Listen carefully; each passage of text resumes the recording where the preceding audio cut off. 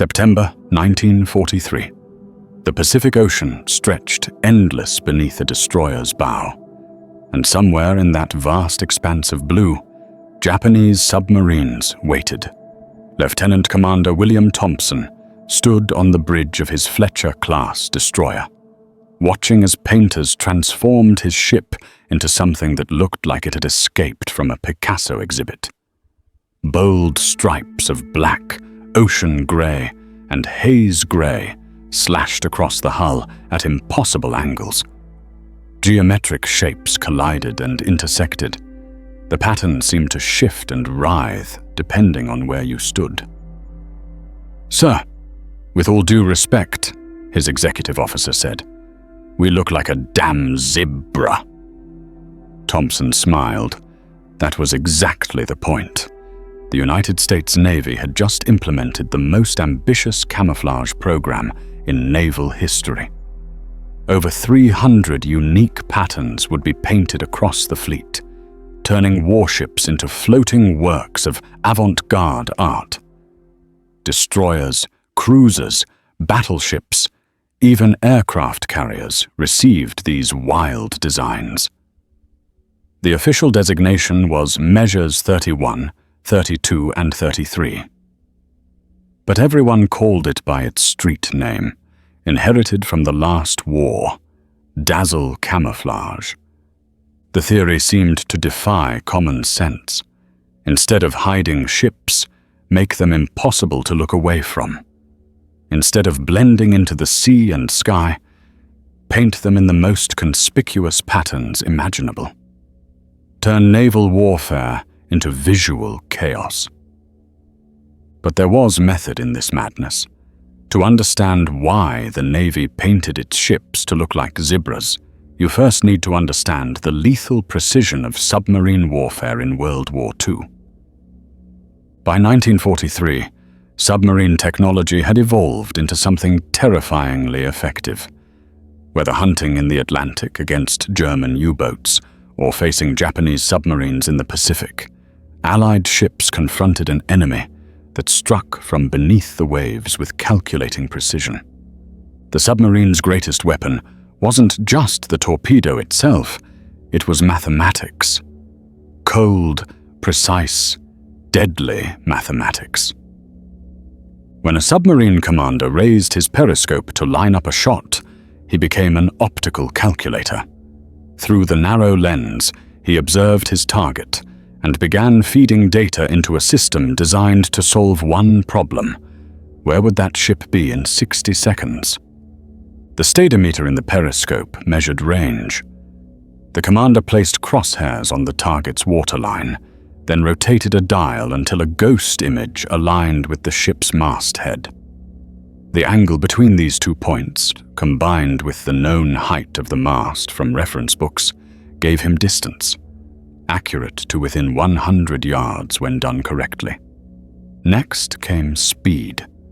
The submarine commander took multiple bearings over time, watching how quickly the target moved across his field of view. Timing these observations with a stopwatch, he calculated velocity. A merchantman might lumber along at 12 knots. A destroyer could sprint at 35. Then the angle on the bow. This was crucial. It told the commander which direction the target was heading relative to the submarine's position. Was the ship presenting its side, moving perpendicular to the submarine?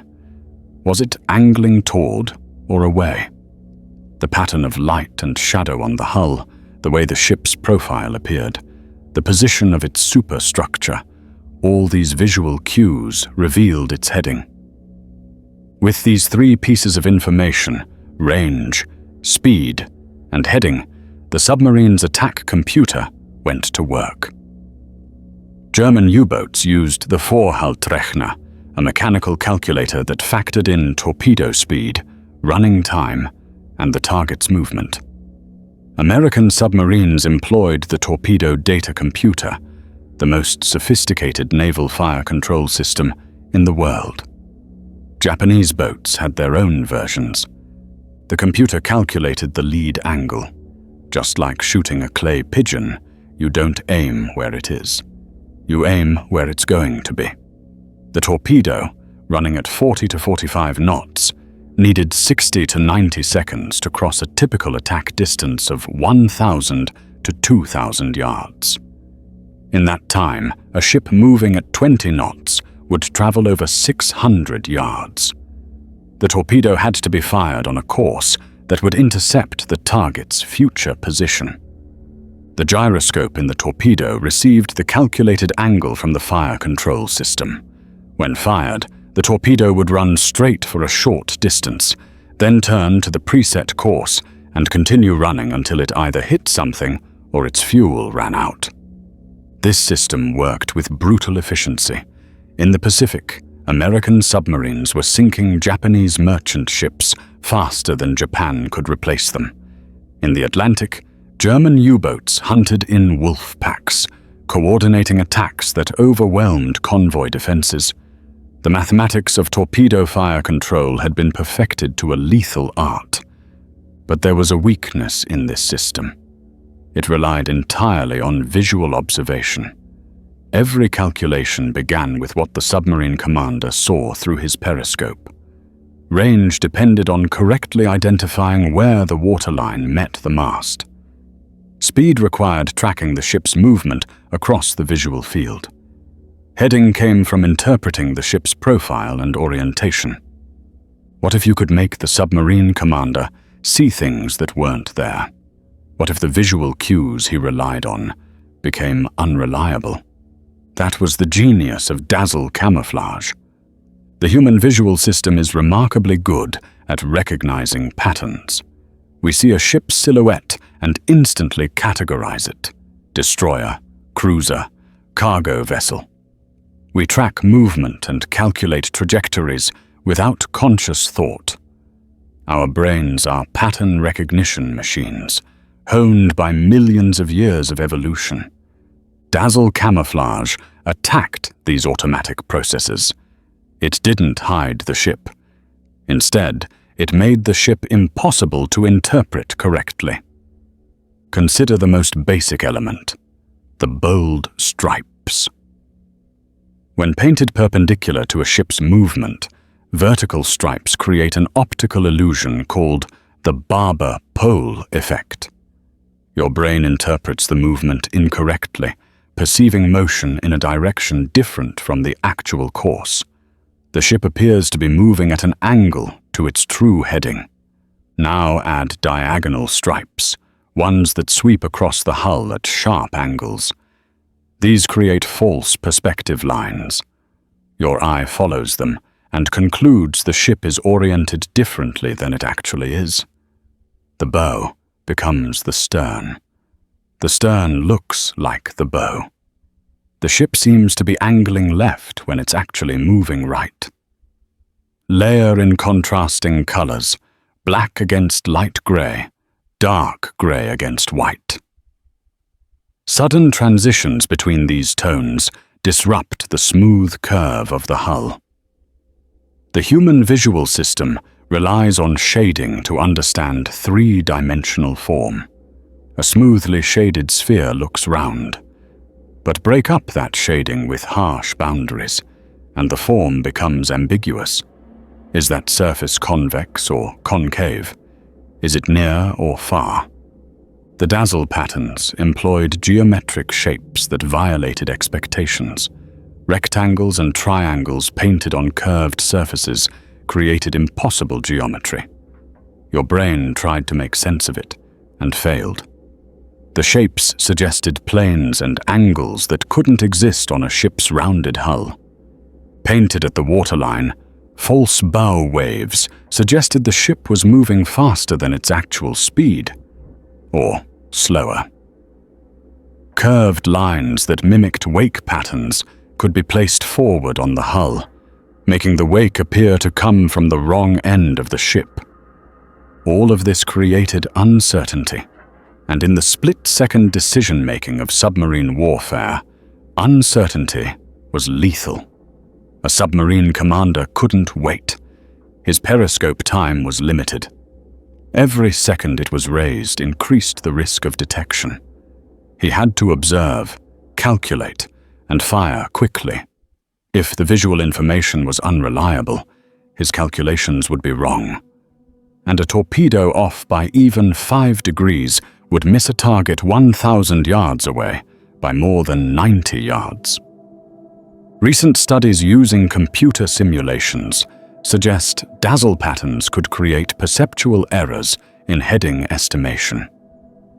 Research conducted in the 2020s found that test subjects consistently misjudged the direction of dazzle-patterned ships by around 10 to 30 degrees, though the researchers also discovered that an optical phenomenon called the horizon effect, which occurs regardless of paint scheme, contributed significantly to these errors.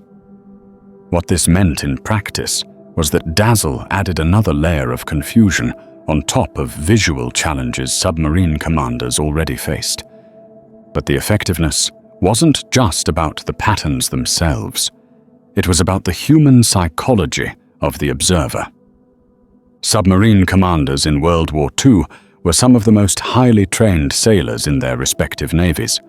They understood optics, trigonometry, and the mechanics of torpedo fire control. They had spent hundreds of hours in training, learning to make these observations and calculations under pressure. But all that training assumed one thing: that what you saw through the periscope represented reality. Dazzle camouflage violated that assumption. Imagine you're a German U-boat commander in the Atlantic. You've been tracking a convoy for hours, submerged at periscope depth, waiting for the right moment. Fuel is limited. The destroyers are getting closer. You need to attack soon or break off and risk losing contact. You raise the periscope. In your lens appears a destroyer, but its profile makes no sense. Bold stripes of black and grey slash across its hull at conflicting angles. The bow is painted with shapes that suggest it's pointing one direction, but the stern has patterns that contradict that. There's what looks like a bow wave, but it's in the wrong place. Your training tells you to measure range, estimate speed, determine heading. But every visual cue is contradictory. The stadimeter reading gives you a distance, but you're not certain where the waterline actually is, because the paint pattern disrupts the hull's edge. You track the movement, but those stripes are creating optical effects that make the speed hard to judge. The heading? The ship could be going any of 3 different directions based on what you're seeing. You have seconds to decide. Your periscope has been up too long already. The destroyer might have spotted you. You feed your best guesses into the calculator, set the gyro angle, and fire. The torpedo runs hot and true, exactly where your calculations predicted the target would be. Except the target isn't there. Your estimate was off by 20 degrees.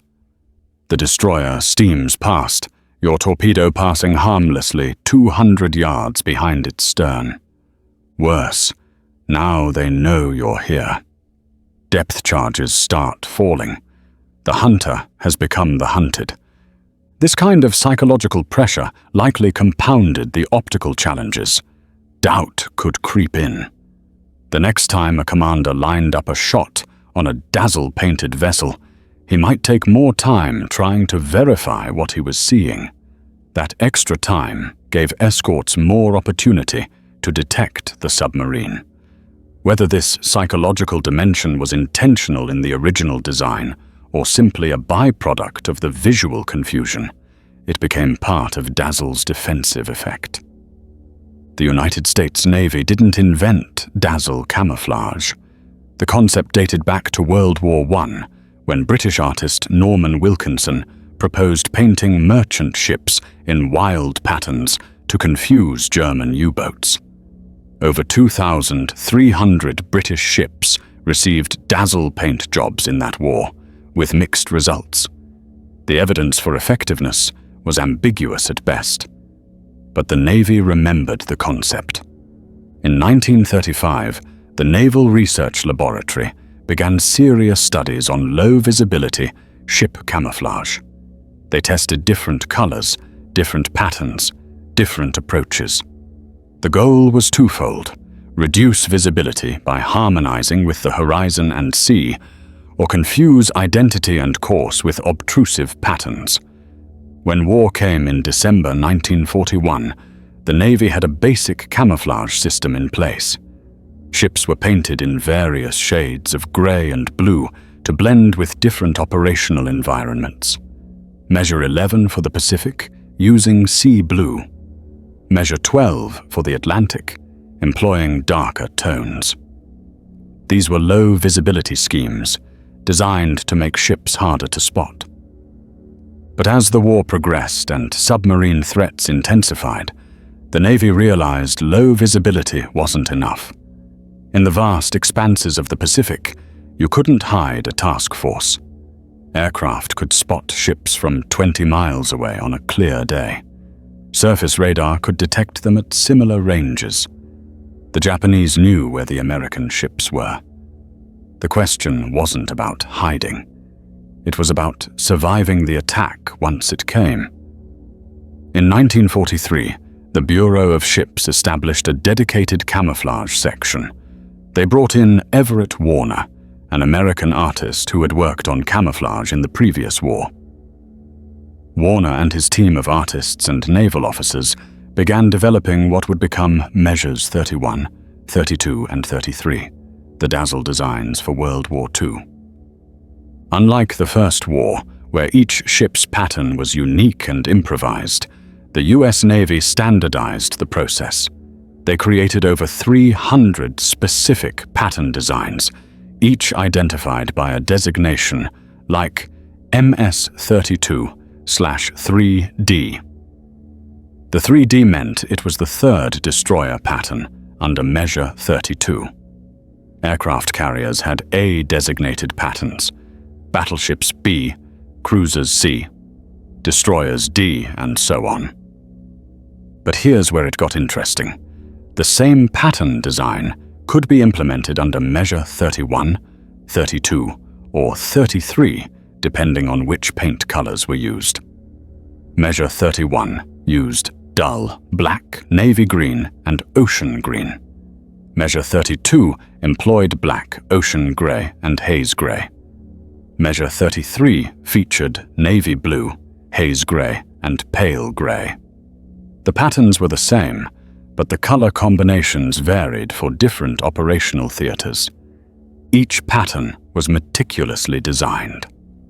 Artists created detailed drawings showing every stripe, every geometric shape, every color boundary on the ship. These drawings were distributed to naval yards with precise instructions.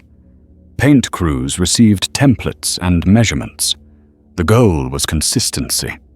When Destroyer Squadron 23 deployed with matching dazzle patterns, it created additional confusion for enemy observers. Was that one ship or 6? The patterns themselves were works of art. Consider Measure 32. Design 3D applied to numerous Fletcher-class destroyers. Bold diagonal stripes of black swept from bow to stern at sharp angles. Ocean gray polygons intersected these stripes, creating impossible geometric spaces. Haze gray sections broke up the superstructure. The forward gun mounts received special treatment, patterns designed to make them disappear against the background or seem to point in different directions. Some patterns featured false bow waves, a white stripe painted just above the waterline, angled to suggest the ship was traveling faster than reality, or slower, or in a different direction entirely.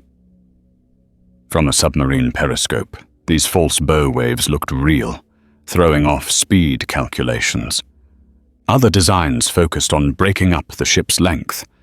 By carefully placing contrasting colors, the painters could make a 375-foot destroyer look like 2 separate smaller vessels, or make it appear shorter than it actually was. This affected range estimation. A submarine commander who thought he was 1,500 yards from a small escort might actually be 2,000 yards from a full-size destroyer. That difference changed everything about the torpedo firing solution. The horizontal surfaces received attention too.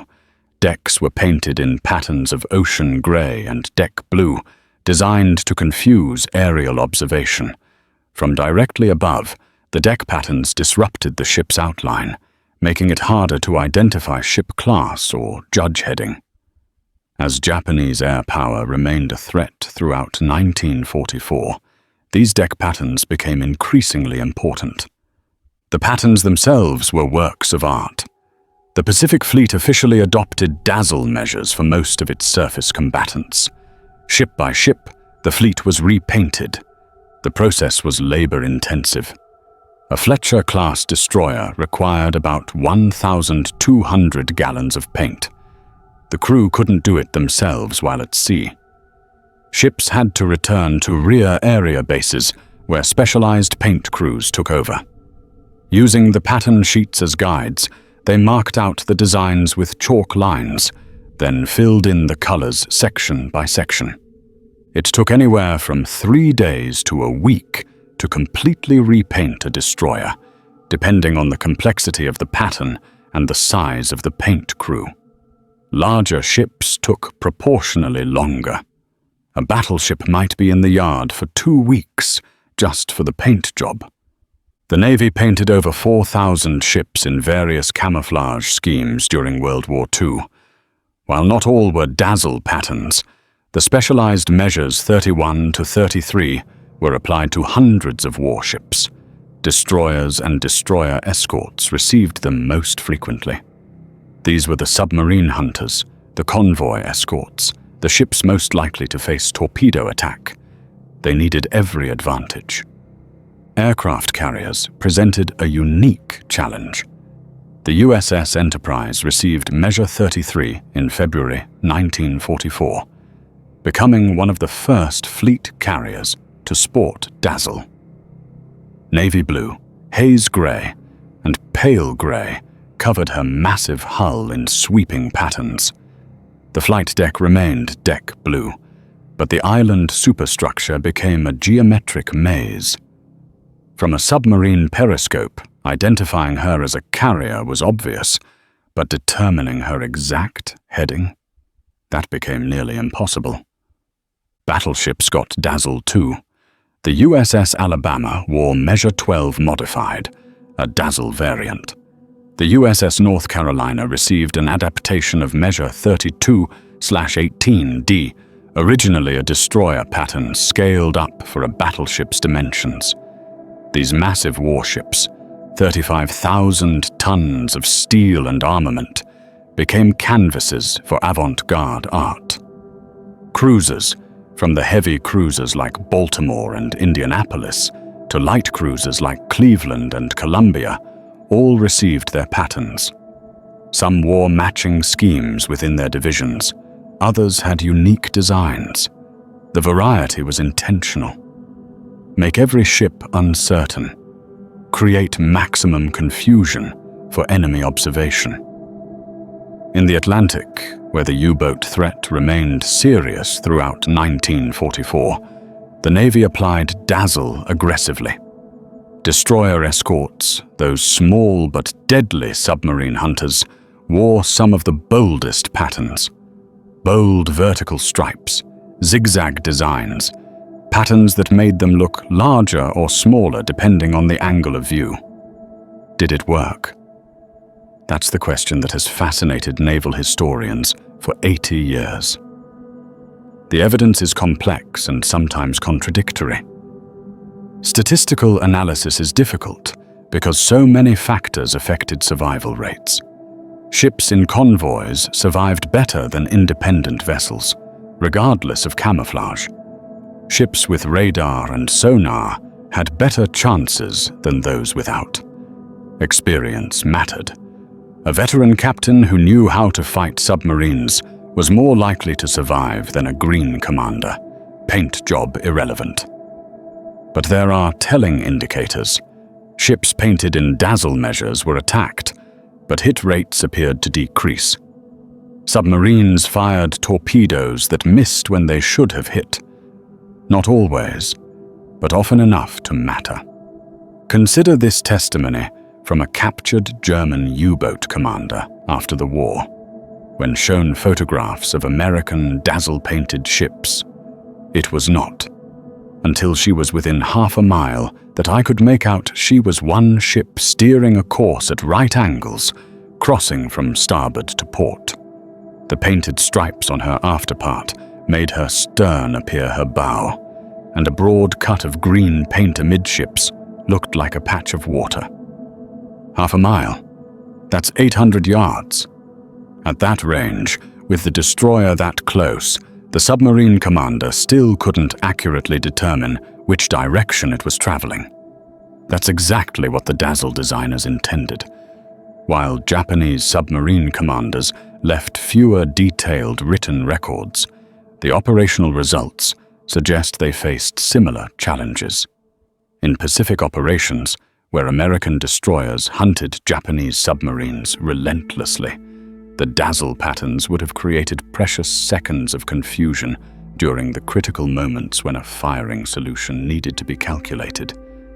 But dazzle had limitations. It worked best against submarine periscope observation, where the target was viewed from low angles near sea level. From aircraft, looking down at steep angles, the patterns were less effective. The deck camouflage helped, but it couldn't replicate the optical illusions that worked horizontally. This became critical as the war in the Pacific evolved. By 1945, Japanese air power was largely destroyed, but a new threat emerged: kamikaze attacks. These suicide pilots didn't need to calculate firing solutions. They just aimed directly at the ship and dove. Dazzle camouflage offered no protection against this tactic. Additionally, technological advances were changing naval warfare. Improved radar meant submarines could target ships without visual observation. Acoustic homing torpedoes didn't need to be aimed precisely. They would turn toward propeller noise. Against these newer weapons, paint schemes were irrelevant. The Pacific War was where American dazzle camouflage saw its most extensive combat use. The vast distances, the numerous island campaigns, and the constant presence of Japanese submarines made every convoy a potential battle. In late 1943 and throughout 1944, American forces were island-hopping across the Central Pacific. Tarawa, Kwajalein, Eniwetok, Saipan, Guam, Peleliu, Leyte. Each operation required massive naval support: battleships for shore bombardment, carriers for air cover, cruisers and destroyers for escort and fire support. And the logistics tail: transports, supply ships, tankers, ammunition ships. Japanese submarines prowled the sea lanes between these islands and the American bases at Pearl Harbor and on the west coast. While not as numerous or effective as German U-boats, Japanese submarines scored significant victories. The carrier Wasp torpedoed off Guadalcanal. The cruiser Indianapolis sunk in the final weeks of the war while sailing from Guam to Leyte Gulf, resulting in the greatest single loss of life at sea from a single ship in U.S. Navy history.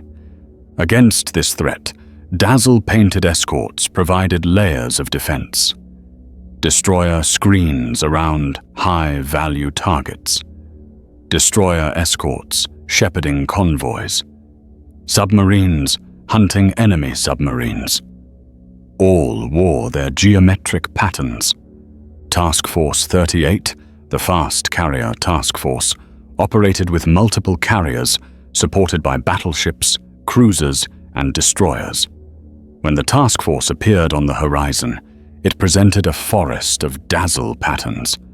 From a Japanese submarine periscope, trying to identify priority targets and plot attack vectors, the visual chaos must have been overwhelming. The Battle of Leyte Gulf in October 1944 saw hundreds of American warships engaged in the largest naval battle in history. Many wore dazzle camouflage. The visual spectacle alone was extraordinary. Battleships painted like abstract art, bombarding enemy positions. Carriers with geometric patterns launching and recovering aircraft. Destroyers in wild stripes, making torpedo runs against Japanese battleships. During this period, American submarines were achieving incredible success against Japanese merchant shipping, gradually strangling Japan's war economy. Japanese submarine force never achieved similar results against American shipping. Multiple factors explain this disparity. American anti-submarine warfare was superior. American code breaking gave warning of enemy positions. American submarine doctrine was more aggressive.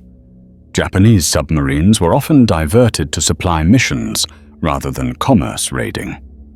But one factor, difficult to quantify but nonetheless real, was the difficulty Japanese submarines faced in achieving accurate torpedo solutions against American ships.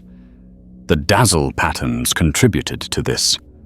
Not decisively, perhaps, but meaningfully. Every missed torpedo was a ship that continued carrying supplies, ammunition, fuel, and reinforcements forward. Of all the dazzle measures, Measure 32 became the most iconic. Its color combination of black, ocean gray, and haze gray created stunning visual effects. The patterns were asymmetrical by design. Port and starboard sides of the ship wore different designs. This meant the ship looked completely different depending on which side the observer saw.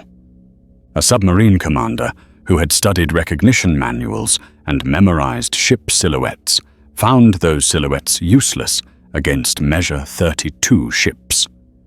The distinctive profiles of Fletcher-class destroyers, Gleaves-class destroyers, Sumner-class destroyers, all disappeared under the geometric patterns. From the periscope, they all looked like strange, unidentifiable warships.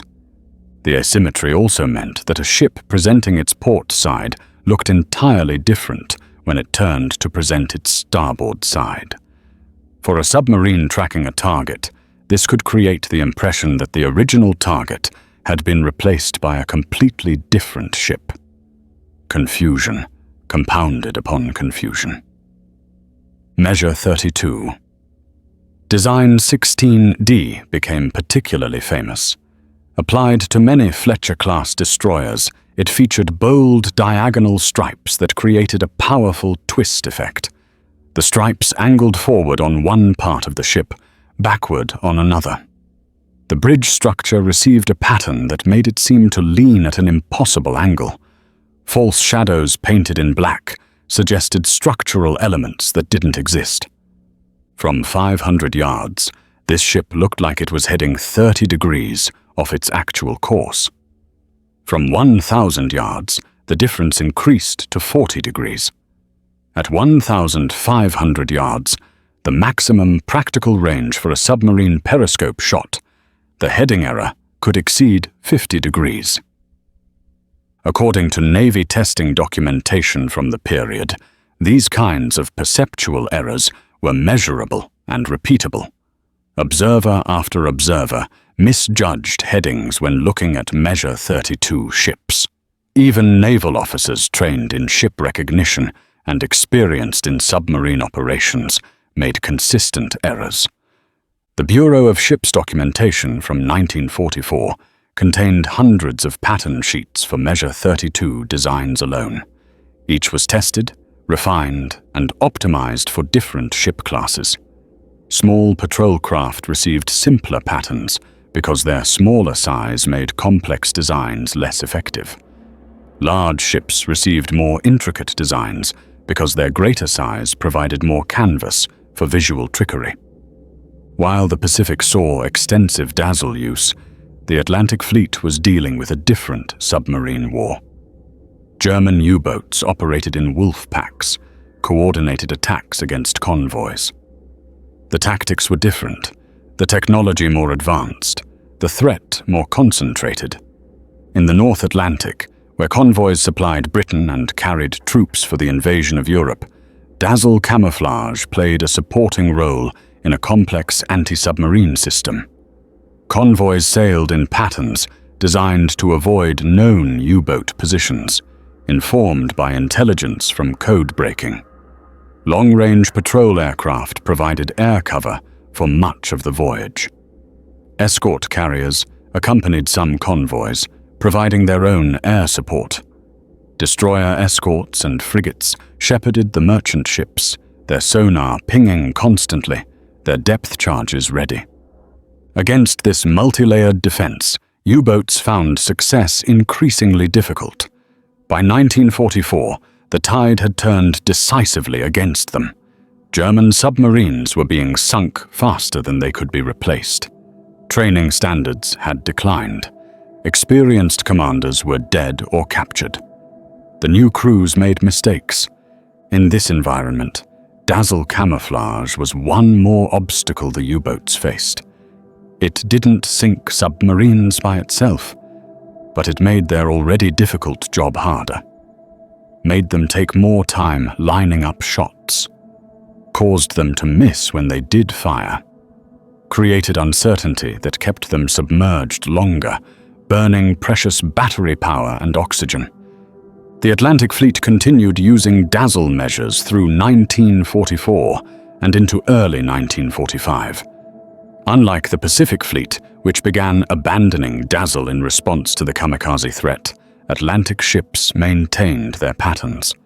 The submarine threat remained relevant in the Atlantic longer than in the Pacific. This created an odd situation. Ships transferred from Atlantic to Pacific had to be repainted. They would arrive wearing full dazzle, only to be repainted in simpler Measure 21 or Measure 22 schemes. The dazzle that helped against U-boats in the Atlantic was considered a liability against kamikazes in the Pacific. Some ships were repainted 3 or 4 times during the war as they moved between theaters and as tactical requirements changed. February 1945 marked the beginning of the end for dazzle camouflage in the US Navy. The Pacific Fleet Command made a decisive call. The primary threat was no longer submarines. It was kamikaze aircraft. And against kamikazes, dazzle patterns were not just ineffective, they might be counterproductive. A kamikaze pilot diving on a ship didn't need to calculate range, speed, and heading. He just pointed his aircraft at the target and dove until he hit it or was shot down. The optical illusions of dazzle camouflage meant nothing to him. If anything, the bold patterns might make the ship more visible and easier to spot from the air. The order went out: repaint the fleet. Back to Measure 21, the two-tone scheme of navy blue and haze gray. Or Measure 22, navy blue and graded system. Simple, effective, and optimized for low visibility from aircraft. The painting crews went back to work. Battleships, cruisers, destroyers all gradually lost their geometric patterns. By spring 1945, most of the Pacific Fleet had reverted to simpler schemes. A few ships retained their dazzle into the final months of the war, but they were exceptions. The Atlantic Fleet didn't get the memo immediately. Ships continued being painted in dazzle patterns in early 1945, only to be repainted again when transferred to the Pacific for the planned invasion of Japan. The bureaucratic confusion was typical of wartime operations. Different commands, different priorities, different understandings of the tactical situation. When the war ended in August 1945, dazzle camouflage ended with it. The post-war Navy returned to haze gray as its standard color. Simple, professional, functional. The zebra stripes disappeared from the fleet. Looking back from decades later, the dazzle camouflage of World War II represents a fascinating intersection of art, science, and warfare. It was an attempt to weaponize human perception, to turn the very act of seeing into a battlefield. Did it save ships? Almost certainly yes, though the exact number can never be known. Did it win battles? Number. No battle was won or lost because of paint schemes. But battles are won by accumulation of small advantages. Better training, superior technology, tactical wisdom, and yes, camouflage that confused enemy rangefinders. Modern naval warfare has rendered dazzle obsolete. Radar, infrared sensors, satellite observation, all these technologies don't care what color a ship is painted. You can't confuse a radar return with geometric patterns. The visual wavelengths are just one small part of the electromagnetic spectrum, and modern weapons operate across multiple spectrums simultaneously. Yet the legacy persists. Military camouflage today still uses disruptive patterns, though applied to uniforms and vehicles rather than warships. The principles that made dazzle work, breaking up outlines, creating false perspectives, introducing visual uncertainty. These principles remain valid for situations where visual observation matters. And there's something aesthetically remarkable about dazzle camouflage. The ships were beautiful in their strangeness. They looked like cubist sculptures come to life, like Mondrian paintings in 3 dimensions. They represented a moment when naval warfare became avant-garde art, when the tools of destruction were painted with the visual language of modernism. Museums preserve a few examples. Scale models show the patterns in miniature. Photographs from the era, many in black and white, which makes the patterns even more striking, document this brief period when the seas were filled with impossible geometry. In recent years, researchers have returned to the question of dazzle effectiveness with modern scientific methods. Studies conducted at universities using computer simulations and human test subjects have attempted to quantify what the Navy claimed in 1944. The results are fascinating and somewhat contradictory. Yes, dazzle patterns do create perceptual errors in judging heading and speed. Test subjects consistently misjudge the direction of dazzle-patterned ships when shown computer simulations.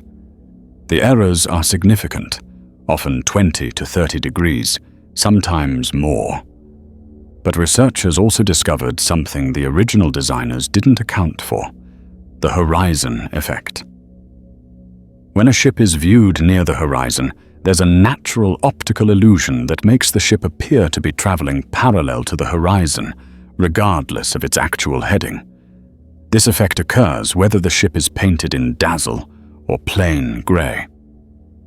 So the dazzle patterns added some additional confusion on top of a baseline confusion that already existed. This makes measuring the true effectiveness of dazzle incredibly difficult. How much of the perceived heading error came from the paint, and how much from the natural horizon effect? The twist effect, where patterns make a ship appear to be oriented differently than it is, definitely works. Researchers confirmed this. Vertical and diagonal stripes create measurable, perceptual distortions, but the magnitude of the effect varies depending on viewing distance, angle, lighting conditions, and the specific pattern used. In some situations, dazzle works extremely well. In others, its effectiveness is minimal. The Navy couldn't control which situations its ships would encounter. They applied the patterns and hoped they would help more often than not. And they probably did. Not in every case, not for every ship, not against every submarine, but often enough. Enough to justify the thousands of gallons of paint, the weeks of shipyard time, the bureaucratic effort of designing and distributing over 300 pattern schemes. Beyond the statistics and the optical science, there's a human story to dazzle camouflage. Sailors served on these ships. They lived with the patterns every day. What did they think? Some loved it. The dazzle made their ship distinctive, gave it character. In a fleet of thousands of vessels, their particular destroyer with its particular pattern became unique. Crew members took pride in their ship's appearance. They gave the patterns nicknames. They told stories about how confusing they were to enemy submarines, stories that grew in the telling until their ship had dodged a dozen torpedoes thanks to its paint job. Others hated it. The patterns were grish, unprofessional looking. They made the ship look like a circus tent rather than a warship. Traditional Navy officers, raised on the polished perfection of peacetime ships painted pristine gray, winced at the geometric chaos. They obeyed orders and applied the patterns, but they longed for the day when proper naval gray would return. The painters themselves, the specialized crews who applied these patterns, developed considerable skill. It wasn't easy work. Painting a sharp boundary line on a curved hull, matching colors precisely, following complex pattern sheets that might have dozens of separate painted regions. They became artists in their own right, translating the designer's two-dimensional drawings into three-dimensional reality on steel hulls. And there was danger.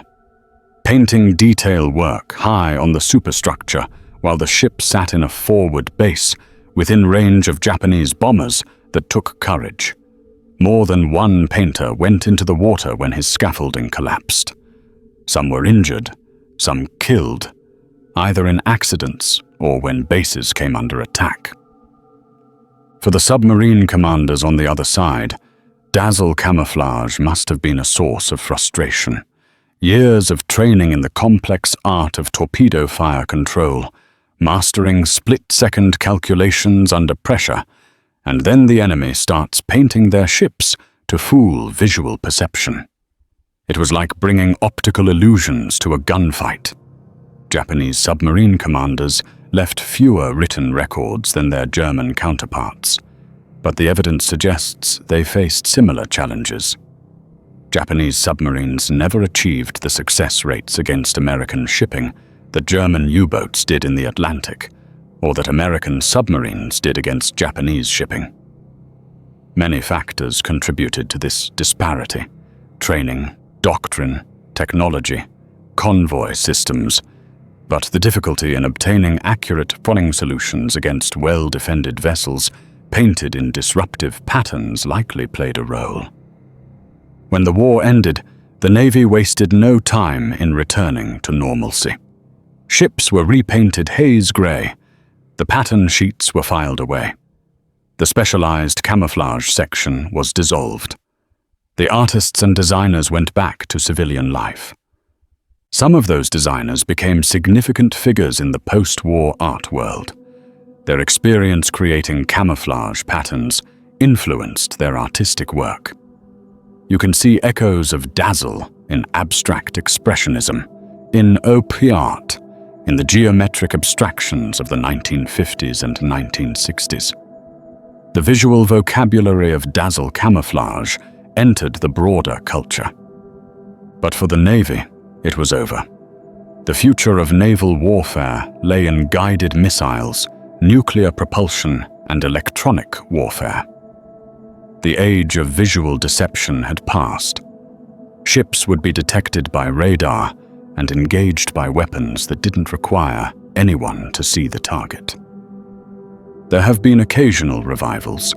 In recent years, some navies have experimented with new forms of naval camouflage adapted for modern sensors, but nothing quite like the dazzle of World War II has returned. And perhaps that's appropriate. Dazzle camouflage was a product of its specific moment in history, when submarine warfare had reached a high level of sophistication, but still relied fundamentally on visual observation. That moment passed. The technology moved on. What remains is the photographs, the models, the stories, and the memory of a time when American warships went to sea painted like zebras. And sometimes, the enemy missed their shots. The zebra stripes on American destroyers in World War II represented one of history's most ambitious experiments in applied psychology and optical deception. Over 4,000 ships were painted in various camouflage schemes. Hundreds wore the full dazzle patterns of measures 31, 32, and 33. The Navy invested massive resources in designing, testing, and applying these patterns. The results? Mixed but meaningful. Dazzle camouflage didn't revolutionize naval warfare. It didn't make ships invincible, but it made them harder to hit. It introduced uncertainty into the precise calculations of submarine torpedo fire control. It saved some ships, some crews, some lives. In the vast calculus of World War II, where battles were won or lost by narrow margins, every advantage mattered. Better radar mattered. Code breaking mattered. Training, tactics, logistics, all mattered. And yes, paint schemes that confused enemy observers mattered too. The story of dazzle camouflage is ultimately a story about the limits of human perception. Our visual system evolved to see the world as it is, to track prey, to avoid predators, to navigate terrain. But that same visual system can be fooled. Patterns that shouldn't exist can be painted onto surfaces. Angles can be suggested that aren't real. Direction and speed can be disguised. For a brief period in the middle of the 20th century, the US Navy turned this psychological quirk into a weapon. They took the insights of artists and scientists, combined them with the needs of war, and created ships that looked like they'd escaped from a museum of modern art. Those ships fought across the Pacific, sailed the Atlantic, bombarded enemy beaches, escorted vital convoys, hunted submarines, and brought sailors home alive. Some of them survived the war. Many didn't. But they all wore their patterns proudly, geometric and strange, zebra-striped warships sailing into history. The submarine commanders who faced them, peering through their periscopes, calculating their shots, learned a hard lesson. Sometimes, what you see isn't what's really there. And in war, that confusion can mean the difference between a hit and a miss, between victory and defeat, between living and dying. The US Navy painted its destroyers with zebra stripes because mathematical precision requires accurate visual information. Break the visual information, and you break the mathematics. Make the submarine commander doubt what he's seeing, and his torpedo goes wide. It was a gambit, an expensive, labor-intensive, somewhat desperate gambit. But it worked often enough, and well enough, to justify its existence. And decades later, we look back at those photographs of impossibly painted ships and marvel. Not just at the ingenuity, but at the audacity. The sheer boldness of deciding that the way to protect a warship was to paint it in the most outrageous patterns imaginable. The zebra stripes weren't magic. They were science, psychology, and art combined in service of survival. They were humanity's answer to the cold equations of underwater warfare. And for a while, they worked.